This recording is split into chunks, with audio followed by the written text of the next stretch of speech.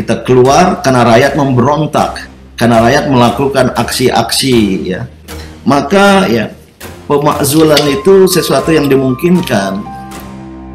Sebagai bagian dari Alma Mater ITB, marilah kita bersikap lebih bijak, lebih tidak memancing suasana mengerucut kepada suatu yang kurang produktif. Sebagai gerakan moral, kita bergerak berdasarkan nilai-nilai moral. Bahwa gerakan moral tidak sepi dari politik, iya, kita juga berpolitik.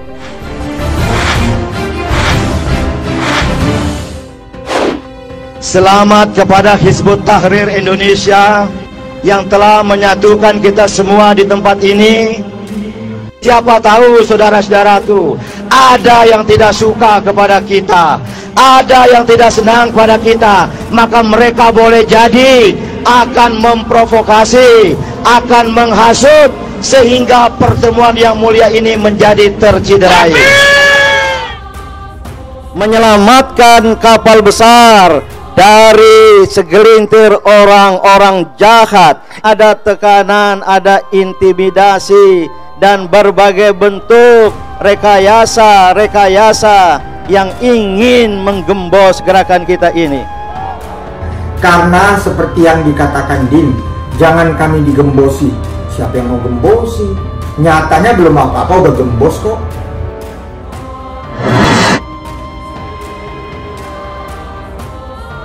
Hanya menciptakan satu kelompok lebih kaya daripada yang lain, ada kesenjangan sosial ekonomi. Maka jika itu hilang atau berkurang, adamul adli, itu syarat sudah dapat dilakukan pemakzulan. Kezaliman seperti tidak mampu menciptakan keadilan dalam masyarakatnya, di kalangan rakyat warga negaranya.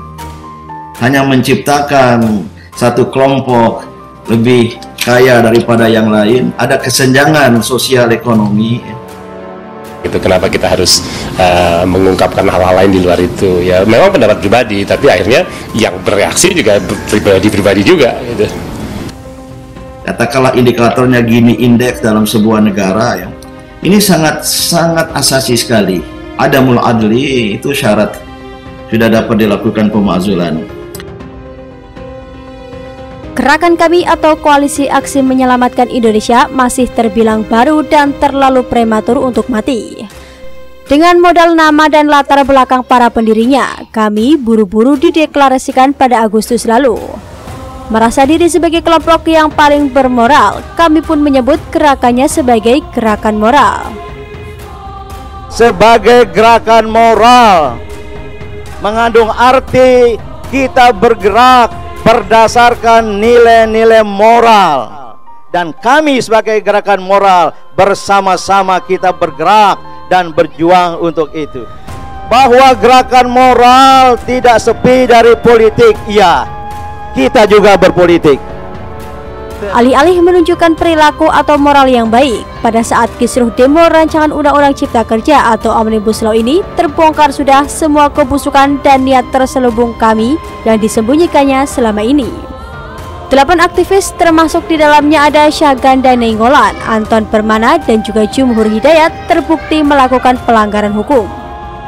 Kepala Divisi Humas Polri Irjen Pol Argo Yuwono menuturkan, unggahan para tersangka mengandung ujaran kebencian berdasarkan sara atau hasutan atau hoaks hingga menyebabkan aksi berujung anarkis.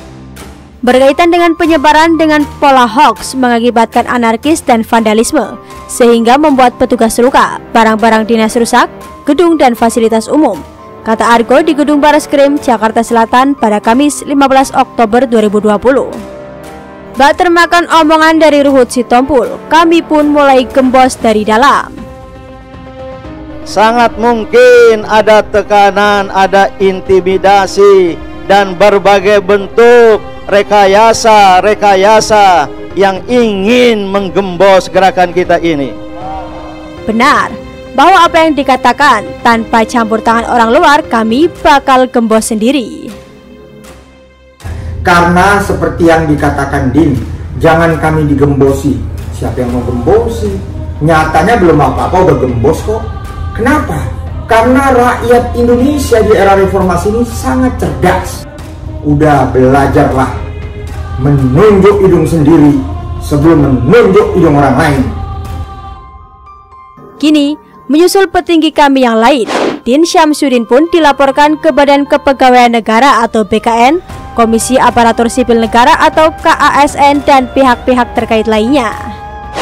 Beredar laporan Gerakan Anti Radikalisme atau GAR alumni Institut Teknologi Bandung terkait Sirajuddin Syamsuddin alias Din Syamsuddin.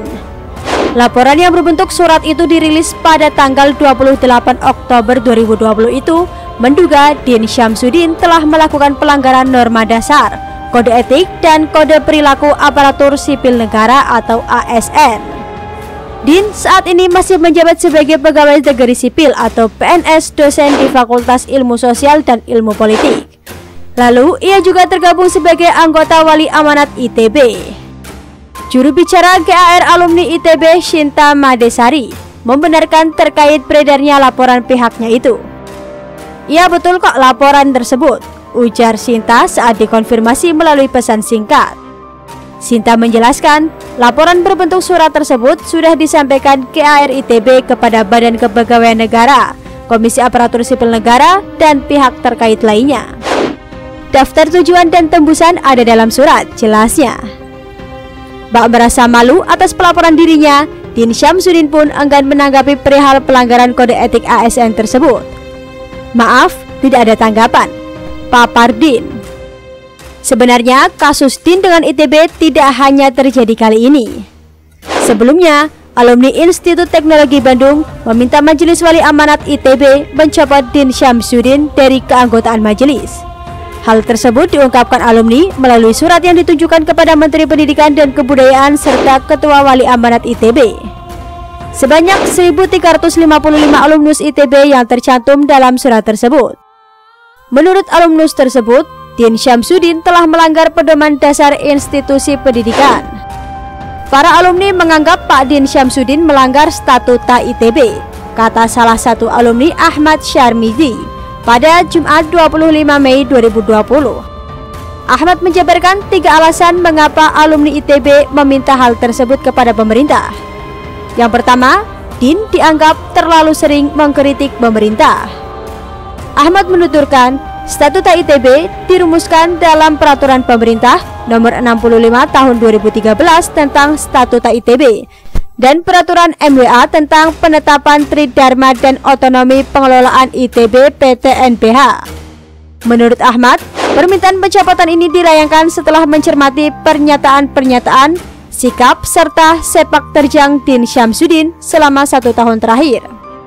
Ada sejumlah pernyataan kritikan Din, baik kepada pemerintah maupun lembaga negara lain yang disorot oleh para alumni. Salah satunya adalah pernyataan Din pada 29 Juni 2019. Din menyebut adanya rona ketidakjujuran dan ketidakadilan dalam proses pengadilan sengketa hasil pemilihan presiden 2019 di Mahkamah Konstitusi. Kesalahan kedua adalah keterlibatan Din dalam webinar pemakzulan presiden. Hal ini dipicu oleh pernyataan Din dalam webinar Masyarakat Hukum Tata Negara Muhammadiyah dan Kolegium Juris Institute di YouTube pada 1 Juni 2020 lalu. Bertajuk menyoal kebebasan berpendapat dan konstitusionalitas pemakzulan presiden di era pandemi COVID-19.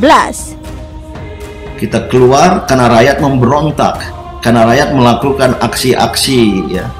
Maka ya pemakzulan itu sesuatu yang dimungkinkan. Hanya menciptakan satu kelompok lebih kaya daripada yang lain, ada kesenjangan sosial ekonomi. Maka jika itu hilang atau berkurang, adamul adli, itu syarat sudah dapat dilakukan pemakzulan.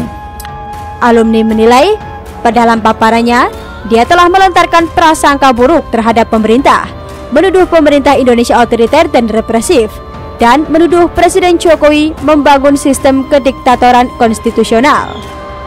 Ahmad mengatakan, para alumni lantas menelusuri rekam jejak Din Syamsuddin. Dari penelusuran tersebut, mereka menyimpulkan Din Syamsuddin cenderung berkarakter radikal. Din, kata Ahmad, pernah menghadiri dan berpidato dalam konferensi Khilafah Internasional pada 2007 silam. Selamat kepada Hizbut Tahrir Indonesia yang telah menyatukan kita semua di tempat ini. Siapa tahu saudara-saudaraku, ada yang tidak suka kepada kita, ada yang tidak senang kepada kita, maka mereka boleh jadi akan memprovokasi, akan menghasut, sehingga pertemuan yang mulia ini menjadi terciderai. Alumni juga menyorot keputusan Din mundur dari jabatan utusan khusus Presiden untuk dialog dan kerjasama antar agama dan peradaban, serta perbedaan sikapnya dengan pimpinan pusat Muhammadiyah di Pilpres 2019. Yang ketiga, alumni menilai Din tidak segan menyerang pemerintah. Alumni ITB pun menilai Din secara konsisten selalu mengambil sikap konfrontatif terhadap pemerintah. Alumni melihat Din justru berharap terjadi konflik dengan pemerintah, tidak segan selalu menyerang pemerintah Jokowi dengan tuduhan-tuduhan negatif yang dianggap tak cukup memiliki validitas. Din juga dianggap memiliki tendensi untuk mudah melontarkan pernyataan agitatif kepada masyarakat yang berpotensi menimbulkan konflik, cenderung berkarakter radikal, dan ditengarai memiliki antipati tertentu terhadap figur Presiden Jokowi. Sayangnya lagi, Din juga enggan menanggapi surat tersebut. Apakah dengan pelaporan Din Syamsuddin ini menjadi petanda bahwa kami bakal mati dini? Mari kita simak terus kelanjutan drama oposisi sakit hati ini.